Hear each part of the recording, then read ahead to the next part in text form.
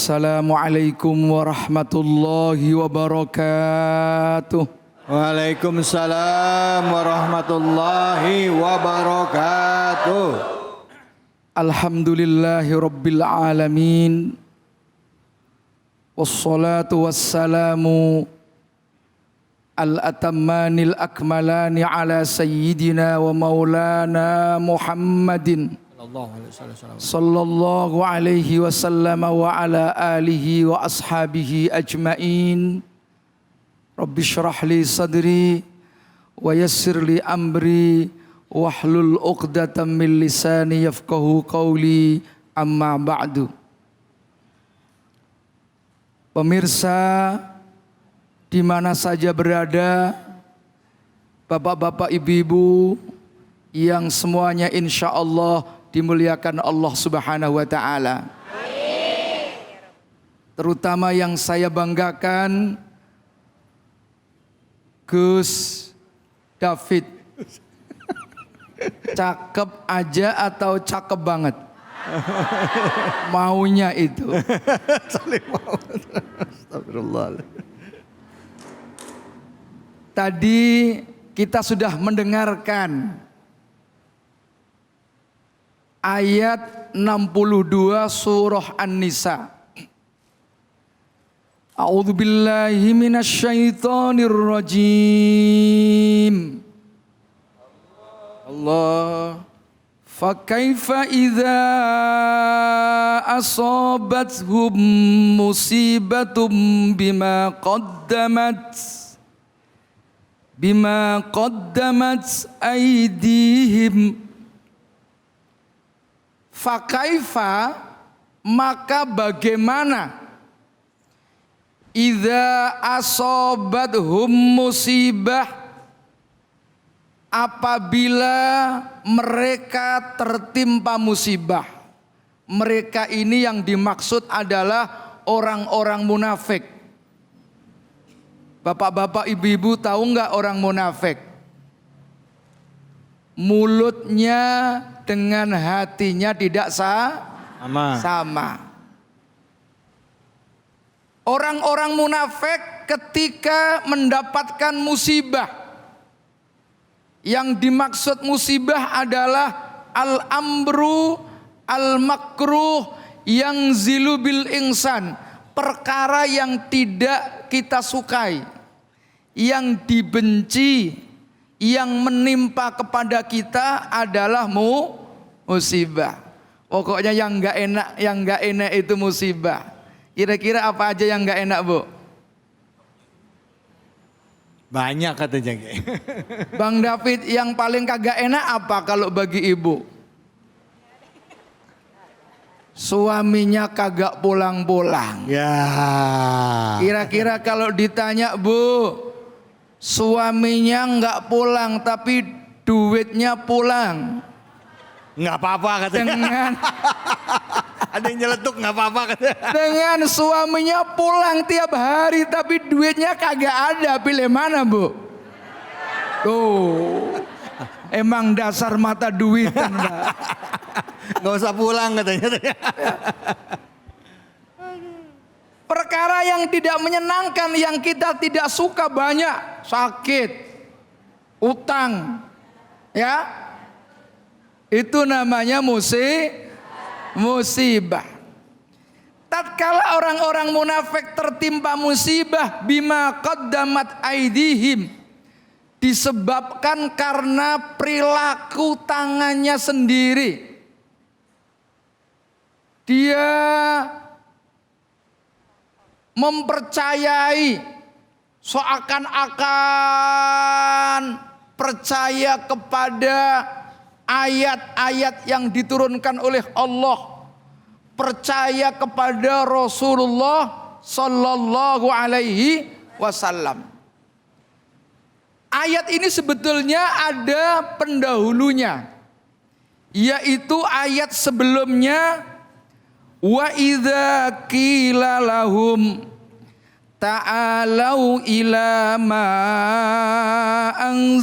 anzalallah ila ma anzalallahu wa ilar rasul ra'aital munafiqina yasudduna anka sududa. Tatkala dikatakan lahum bagi mereka orang-orang munafik, ta'alau, oi kemari, ilama anzalallah wa ilar rasul, agar supaya kalian ini patuh dengan apa yang telah diturunkan oleh Allah dan apa yang telah dibawakan oleh Rasul. Tapi ro'aital munafikina, kalian, engkau kata Allah, melihat al munafikina, orang-orang munafik itu, yasudduna angka sududa, selalu menghadang, menghalang-halangi dengan cara yang tegas, tidak mau melaksanakan perintah Allah. Begitu kena musibah, apa yang dilakukan oleh orang-orang munafik? Ja'uka, mereka rombongan datang kepada engkau Nabi Muhammad, yahlifuna billahi, dalam keadaan bersumpah. Datang sambil bersumpah. Apa sumpahnya?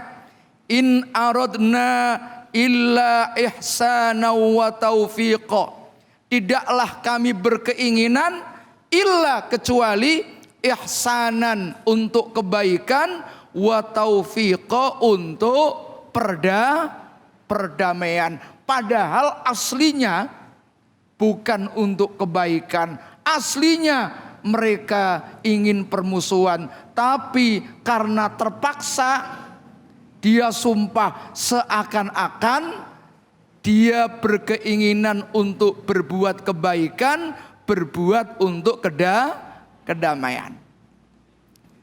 Nah, pemirsa yang dirahmati Allah Subhanahu wa taala, kata yahlifuna itu dari kata al-halfu, sumpah. Ada beberapa kalimat yang menunjukkan sumpah. Pertama, kalimat al-qasam. Qasam itu terkenal orang-orang santri. Huruf qasam, huruf sumpah. Ba, ta, ya, wawu, billahi, tallahi, wallahi. Yang nomor dua, al-yamin. Al-yamin itu artinya pada dasarnya tangan kanan. Kenapa sumpah disebut dengan kata al-yamin? Karena orang yang sering melakukan sumpah dengan cara berjabat tangan dengan menggunakan tangan kanan, maka disebut al-yamin. Para ulama mendefinisikan bahwa yang disebut sumpah al-yamin itu adalah takwiyatu ahadin, penguatan seseorang ala torofayil khobar, atas dua sisi, apakah mengerjakan, apakah meninggalkan, bidzikrillahi ta'ala wa ta'liq, dengan cara menyebut nama Allah. Kalau sumpah itu untuk kepentingan yang lebih besar, hukum dianjurkan. Tapi kalau sumpah hanya sekedar ingin gaya-gayanya saja, apa kata Al-Imam Al-Muhasibi? Wala tuksirul aimana wa in kunta shadiqan.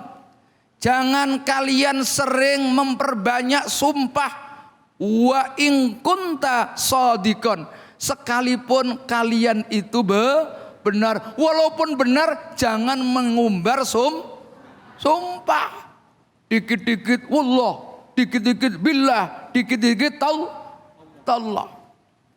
Justru alamatul kadhibi, salah satu tanda orang bohong itu adalah juduhu biyaminihi, kegemarannya untuk bersumpah, ya, min ghairi mustahlafin lahu, tanpa diminta pun sedikit-sedikit sumpah.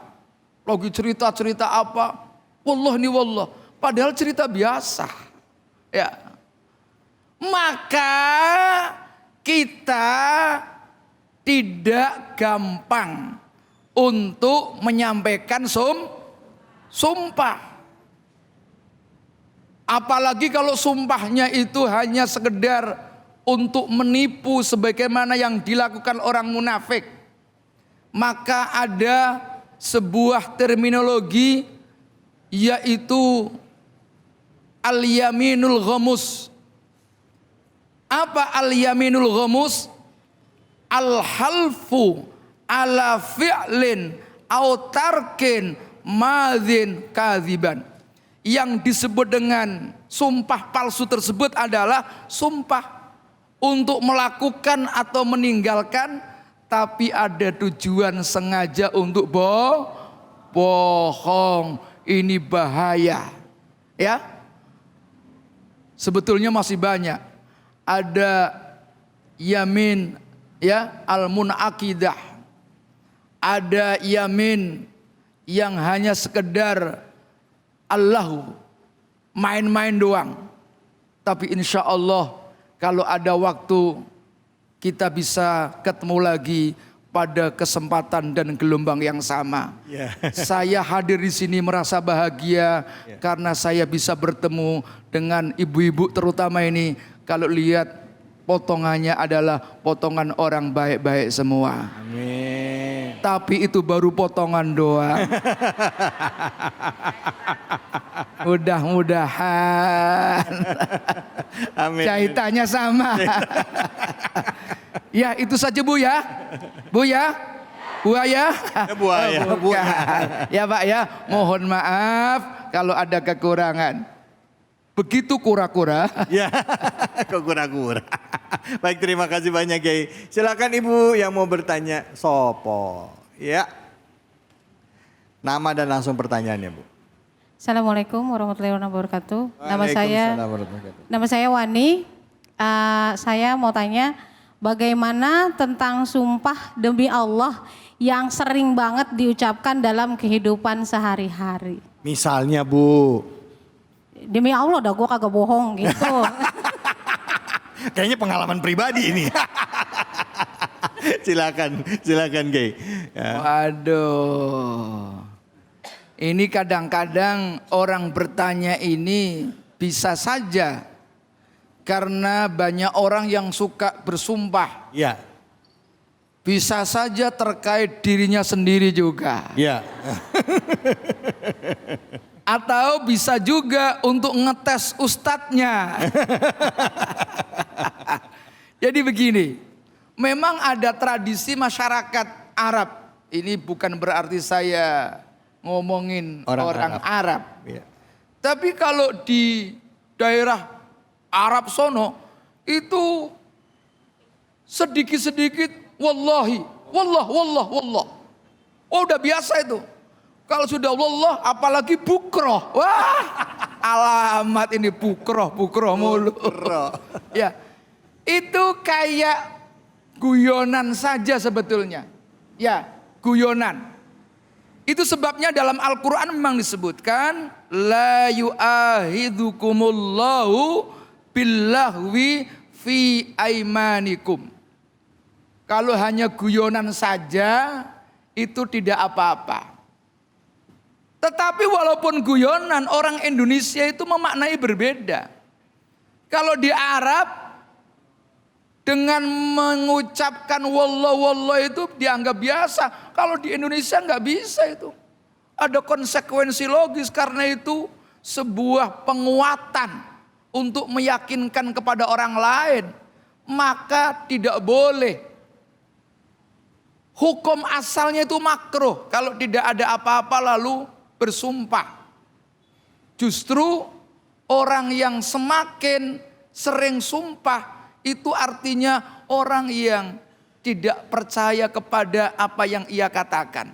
Kalau orang sudah tidak percaya dengan apa yang ia katakan, itu kecenderungannya orang itu sering melakukan sebuah kebohongan. Maka hindarilah sedikit-sedikit sumpah,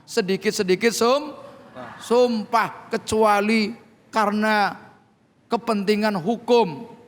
Kepentingan hukum itu misalnya kalau terpaksa ibu-ibu, bapak-bapak dituduh oleh orang lain melakukan sesuatu, baru wal yaminu ala man angkaro, sumpah itu baru harus dilakukan demi untuk kepentingan hukum. Kalau tidak janganlah. Jangan sedikit-sedikit sumpah. Kiai kalau tawar-menawar Kiai harga gitu kan. Wallahi ini udah murah. Wallahi murah nih beneran. Ini udah modal. Ya. Gitu. Boleh nggak Kiai? Udah. Ya kita ini kalau jual beli nggak usah nyebutin modal lah. Ya. Yang penting kita ini kira-kira saja, kalau ngambil untung nggak usah banyak-banyak. Ya. Jangan aji mumpung, ini mumpung nih. Telur naik nih. Bener Bu? Betul. Katanya. Maksud saya bukan itu. Maksud saya memberitahu kepada para suami laki-laki yang di sebelah kiri saya ini, "Hei, ngasih uang belanja tambahin dong." Bukan maksud telurnya naik. Biar tersinggung. Emang dasar suami kalau nggak dipaksain kayak begini. Ya. Baik Kiai. Sudah Kiai, terima kasih banyak Kiai ya. Matur suwun Kiai, alhamdulillah. Sami-sami. Alhamdulillah. Matur nuwun. Terima kasih ilmunya guruku dan juga ibu-ibu. Alhamdulillah kita dapat pencerahan, dan juga pemirsa kita masih akan lanjut lagi. Jadi jangan kemana-mana, tetap di sini. Di mana? Cahaya Hati Indonesia.